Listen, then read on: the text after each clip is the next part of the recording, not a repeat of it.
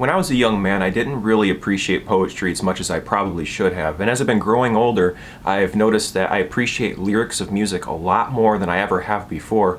I've also found myself having a greater appreciation for the art of storytelling and literary devices like alliteration and rhyming, the art of rhetoric, the art of counting your syllables and placing words in certain places for certain reasons, referencing other works of art. It's very intriguing, the art of language.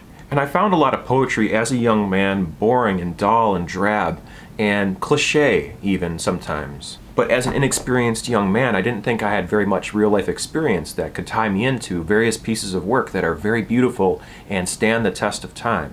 One particular piece of work that I found profound when I first started appreciating poetry is a work by an artist known as Rumi. Rumi is a 13th century Persian poet that is considered to be one of the most popular poets here in the United States.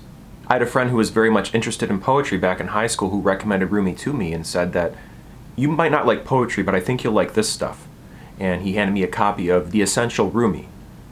Now, I like Rumi for a lot of other reasons outside of his poetry. He was also known as a Sufi. If you've never heard of Sufis or Sufism, I recommend looking into it if you're interested in religious or spiritual philosophy, more spiritual than religious. There was a lot of very, very interesting works inside this book, and I noticed myself actually appreciating a number of the different pieces of work that was within it. One particular piece of work that reached out to me that really drew me in and got me thinking more about things was a poem called Wean Yourself, and I'd like to read it for you here today.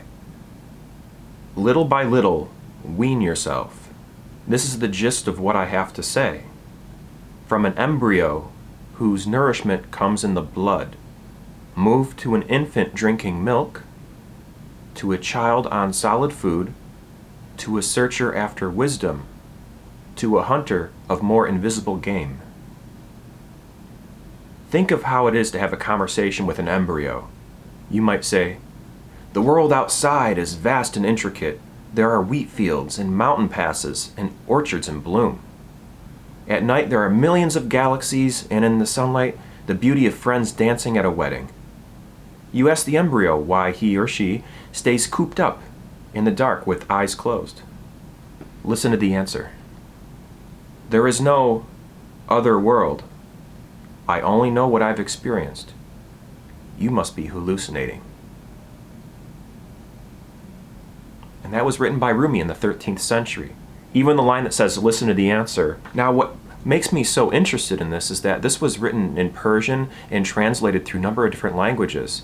And it doesn't have a rhyme or meter or beat to it or any sort of things that you would usually expect from poetry. These things I felt were turning me away from reading into the poem and appreciating the poem and the words and the story and the meaning behind it, because it was just so cliche and drab and dull, or whatever else my biases were making me feel at the time. I don't know exactly what was going on, but I do know that I was turned away from poetry as a matter of principle, and I liked loud rock music where you can barely understand the lyrics.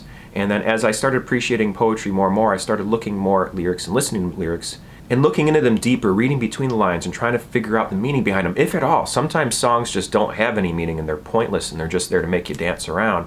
But other times there is a deep meaning behind songs, and they have intricate references to other pieces of art or to the complexities of being a human being. There's so much to it. There's so many things that well-written poetry and a well-written story can offer you. And I think that this is an absolutely amazing poem for a number of reasons. One of the biggest reasons is because of the translations, right? This has been translated through a number of different languages, but still the meaning and the essence of the poem still holds true and still is able to be absorbed and apprehended by people throughout these different language barriers. I mean, it doesn't rhyme, it doesn't have that alliteration, it doesn't have the flow or the other things that you'd usually expect from poetry. And that's what I can really appreciate about these works, is that they have that deeper meaning inside that stands the test of time and even stands the test of being translated from different languages.